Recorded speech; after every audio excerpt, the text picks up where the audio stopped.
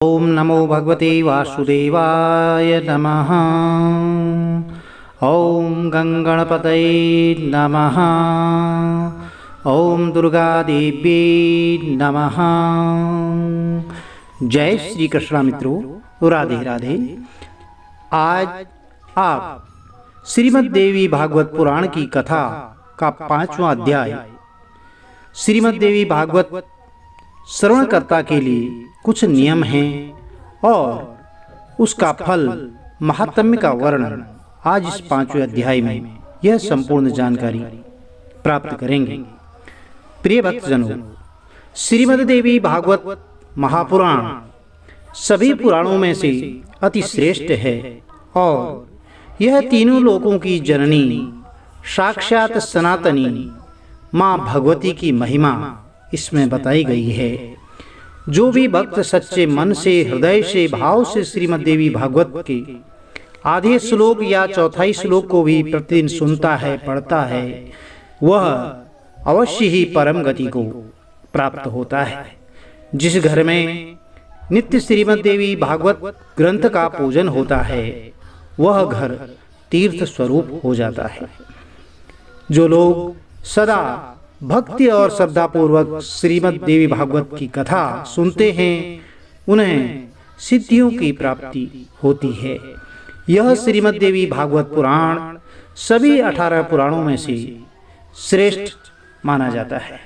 चलिए कथा आरंभ करते हैं।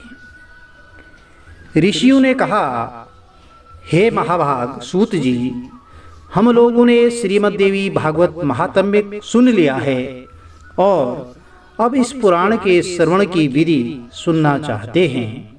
सूत जी बोले, हे मुनियों, अब आप लोग इस पुराण के श्रवण का विधान सुने, जिसे सुनने वाले मनुष्यों की समस्त कामनाएं सिद्ध होती हैं।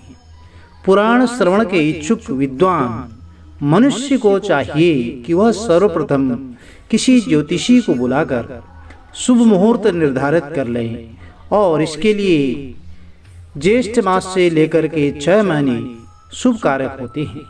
हस्त, अश्विनी, मूल, पुष्य, रोहिणी, अनुराधा, मृगशिरा, श्रवण नक्षत्र, पुण्यतिथि शुभ दिन में श्रीमद् देवी भागवत पुराण का श्रवण बहुत ही कल्याणकारी होता है।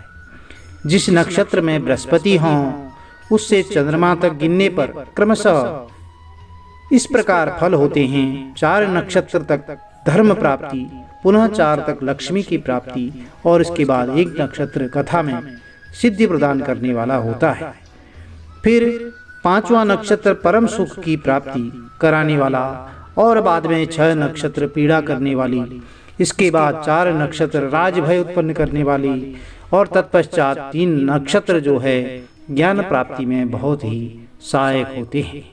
पुराण श्रवण के आरंभ में शिवोक्त चक्र का शोधन कर लेना चाहिए। देवी की प्रसन्नता के लिए इसे 4 नवरात्रों में भी सुनना चाहिए अथवा तिथिवार और नक्षत्र पर सम्यक विचार करके यह पुराण अन्य महीनों में भी सुना जा सकता है। विवाह आदि में जिस प्रकार उत्साह पूर्वक तैयारी की जाती है, उसी प्रकार नवह यज्ञ अवसर पर भी बुद्धिमान मनुष्यों को प्रयत्न पूर्वक सामग्री आदि की तैयारी करनी चाहिए। पाखंड और लोभ से रहित चतुर, उदार और देवी भक्त सज्जनों को भी सहायक के रूप में जरूर लेना चाहिए। इसलिए श्रीमद् देवी भागवत की कथा रूपी सुधा के रसिक प्रेमी जनों को कथा श्रवण के लिए विशेष रूप से आना चाहिए।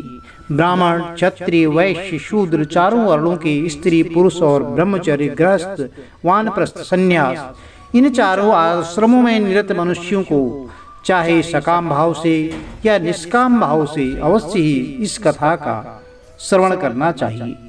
जिन लोगों को पूरे 9 दिनों तक कथा सुनने का समय मिल सके, वे जब भी मनुष्य समय मिले तब आ जाएं, क्योंकि यज्ञ में क्षण भर भी पहुंच जाना विशेष पुण्यदायक होता है। बड़ी नम्रता के साथ मनुष्यों को निमंत्रण देना चाहिए और आए हुए श्रोताओं के बैठने का भी समुचित प्रबंध करना चाहिए। विस्तृत भूमि में कथा प्रवचन का सुंदर स्थान बनाना चाहिए। उस स्थान की सफाई करा करके गोबर से लीपना चाहिए। केले के स्तंभों से सुशोभित और ध्वज पताकाओं से अलंकृत एक सुरम्य मंडल का निर्माण करना चाहिए। उसके ऊपर सुंदर चांदनी लगानी चाहिए। कथावाचक का आसन दिव्य और सुकर आस्तरण से युक्त होना चाहिए। उसे प्रयत्न पूर्वक पूर्वाभिमुख अथवा उत्तराभिमुख रखना चाहिए। कथा श्रवण के लिए आने वाले पुरुष और स्त्री श्रोताओं के लिए भी यथा योग्य पृथक पृथक आसनों की व्यवस्था करनी चाहिए। इस प्रकार श्रोता भी ऐसा होना चाहिए जो ब्राह्मण सेवी, देव भक्त, कथा रस का पान करने वाला, उदार, लोभ रहित, विनम्र और हिंसा आदि से रहित हो। पाखंडी, लोभी, स्त्री स्वभाव, कामी, धर्म का दिखावा मात्र करने वाले, निष्ठुर और क्रोधी वक्ता देवी भागवत के नवा यज्ञ में केवल नहीं आना चाहिए। उनको आना श्रेष्ठ नहीं माना जाता। श्रोताओं की संख्याओं के निवारण हेतु कथावाचक के साथ एक सहायक भी लगाना चाहिए, जो पंडित जी गुणगान शांत और श्रोताओं को समझाने में कुशल हो। कथा प्रारंभ होने के एक दिन पूर्व ही वक्ता और श्रोता गणों को क्षौर कर्म आदि करा लेना चाहिए। तत्पश्चात अन्य नियमों का पालन करना चाहिए। उस दिन शौचादि से निवृत्त होकर के अरुणोदय वेला में ही स्नान करना चाहिए। संध्या और तर्पण आदि नित्य कर्म संक्षेप में ही कर लेना चाहिए। तत्पश्चात कथा श्रवण का अधिकारी बनने के लिए गोदान करें और सब विघ्नों को दूर करने वाले भगवान श्री गणेश जी का सर्वप्रथम पूजन करें। कलश स्थापन करके वहां 10 दिक्पाल, वटुक, क्षेत्रपाल और सभी योगिनियों और मातृकाओं का भी पूजन करना चाहिए। तुलसी, नवग्रह, श्री हरि विष्णु और भगवान शिव का पूजन करके नवाक्षर मंत्र से जगदम्बा का पूजन करना चाहिए। तत्पश्चात सुंदर अक्षरों में लिखी हुई भगवती की वांग्मयी मूर्ति स्वरूप श्रीमद् देवी भागवत पुस्तक की सभी उपचारों से विधिवत पूजा करके कथा की निर्विघ्न समाप्ति के लिए 5 विद्वान ब्राह्मणों का वर्ण करना चाहिए। उनसे निरंतर निर्वाण मंत्र का जप और दुर्गा सप्तशती का पाठ करना चाहिए। अंत में प्रदक्षिणा नमस्कार के बाद इस प्रकार स्तुति करें।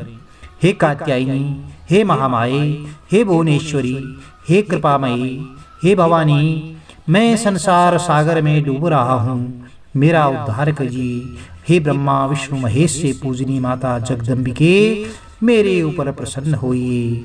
हे देवी, आप मुझे मनोवांछित फल प्रदान कीजिए और आपको मैं बार बार प्रणाम करता हूँ। इस प्रकार प्रार्थना करके स्वस्थ चित्त होकर के कथा श्रवण करनी चाहिए। उस समय संयत चित्त होकर के वक्ता को साक्षात व्यास समझकर विधिवत उनकी पूजा करें और वस्त्राभूषण, माला आदि पहनाकर उनसे प्रार्थना करें।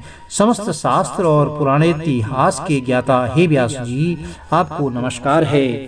आप कथारूपी चंद्रमा की ज्योति से हमारे अंतःकरण के अंधकार को ससमूह नष्ट कीजिए। इसके बाद नवाह के नियमों का व्रत लें और ब्राह्मणों का यथाशक्ति पूजन करके उन्हें यथास्थान बैठा दें। तत्पश्चात स्वयं भी अपने आसन पर बैठ जाएं। तब सावधान मन से चारों पुरुषार्थ, धर्म, अर्थ, काम और मोक्ष फल को प्राप्त करने के लिए पुत्र, कलत्र, धन, धान्य और ग्रह की चिंता छोड़ करके कथा श्रवण करनी चाहिए। विद्वान वक्ता को चाहिए कि वह सूर्योदय से आरंभ करके पुनः दोपहर में 2 घड़ी विश्राम करके सूर्यास्त के कुछ समय पहले तक कथा वाचन करें। हे द्विजगण, अब मैं कथा श्रवण में निष्ठा रखने वालों के नियम बताता हूँ। जो लोग ब्रह्मा, विष्णु और शिव में भेद दृष्टि रखते हैं, देवी की भक्ति से रहित हैं, जो पाखंडी, हिंसक और दुष्ट हैं, जो ब्राह्मणों से द्वेष रखने वाले और नास्तिक हैं, वे तक कथा श्रवण के योग्य नहीं हैं। जो परस्त्री, पराया धन, ब्राह्मण धन, देव संपत्ति के हरण में लुब्ध रहते हैं, उनका कथा श्रवण में कोई अधिकार नहीं है। श्रोता को चाहिए वह ब्रह्मचर्य का पालन करे, पृथ्वी पर सोए, सत्य बोले, जितेंद्रिय रहे और कथा की समाप्ति पर संयम पूर्वक पत्तल पर भोजन करे। व्रती को तेल, दाल, मधु और जला हुआ बासी भाव दूषित अन्न का त्याग कर देना चाहिए। और कथा सुनने वाले व्रती मांस, मसूर, रजस्वला स्त्री का देखा हुआ खाद्यान्न, लहसुन, मूली, हींग, प्याज आदि साग सब्जी न खाएं। काम, क्रोध, मद, लोभ, पाखंड, अहंकार को छोड़ दें। श्रोता को चाहिए कि वह वेद, गौ, गुरु, ब्राह्मण, स्त्री, राजा, महापुरुष, देवताओं और देवत्वों की निंदा कभी न सुने। जो कथाव्रती हों उसे सर्वदा विनयशील, सरल चित्त, पवित्र, दयालु, कम बोलने वाला और उदार मन वाला होना चाहिए। जो मनुष्य बिना परिश्रम के ही धर्म, अर्थ, काम और मोक्ष प्राप्त करना चाहते हैं वह यत्न पूर्वक इस देवी भागवत की कथा जरूर सुने। इस नवा कथा के 9 दिन 9 यज्ञों के समान हैं। उनमें किया गया दान, हवन, जप अनंत फल देने वाला होता है।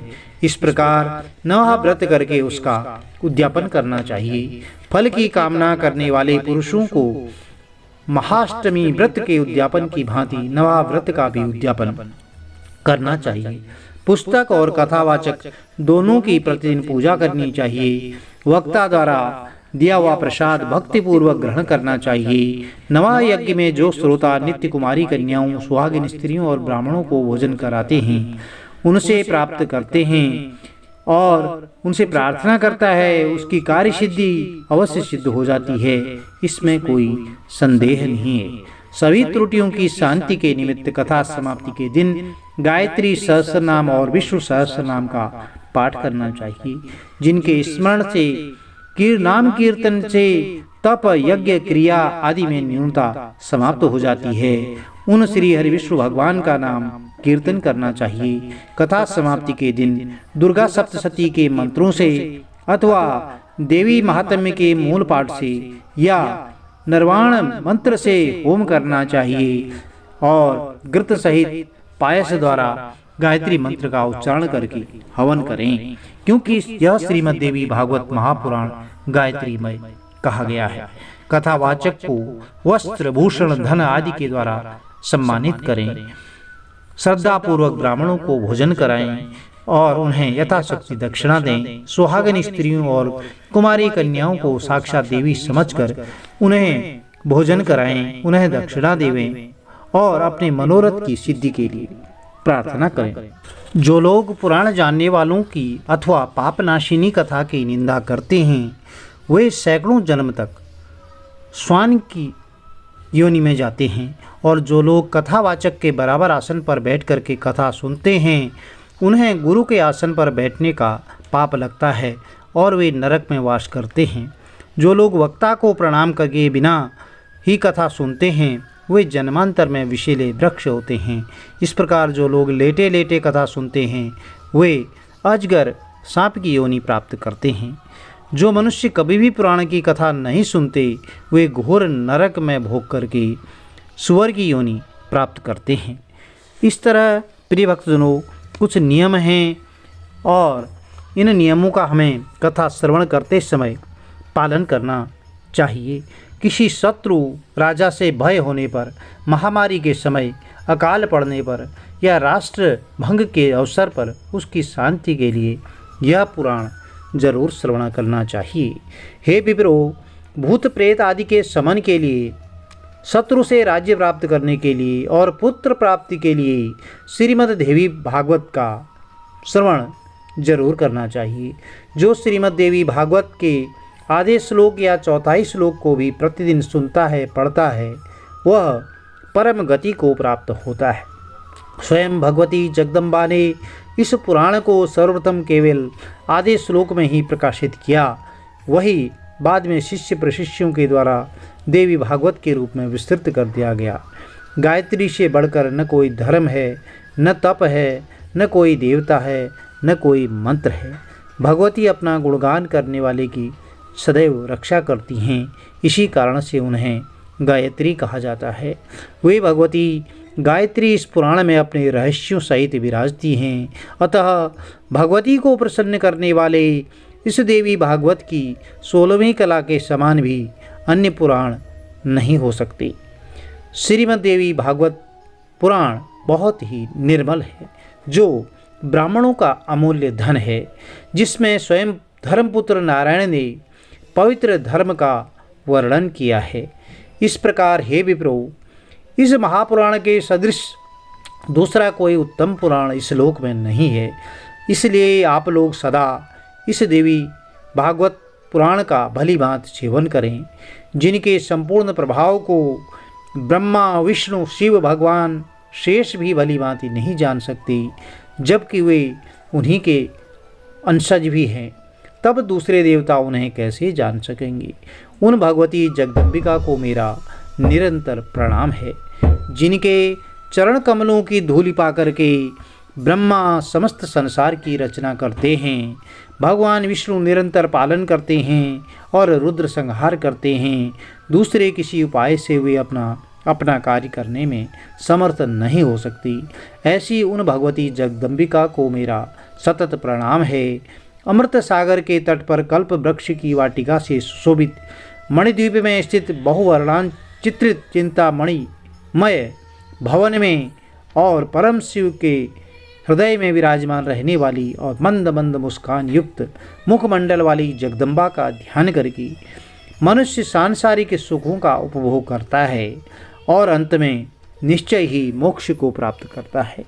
इस प्रकार ब्रह्मा विष्णु महेश और इंद्र आदि देवताओं एवं समस्त महर्षियों द्वारा पूजित मणिद्वीप निवासिनी वे भगवती संसार का कल्याण करती रहें।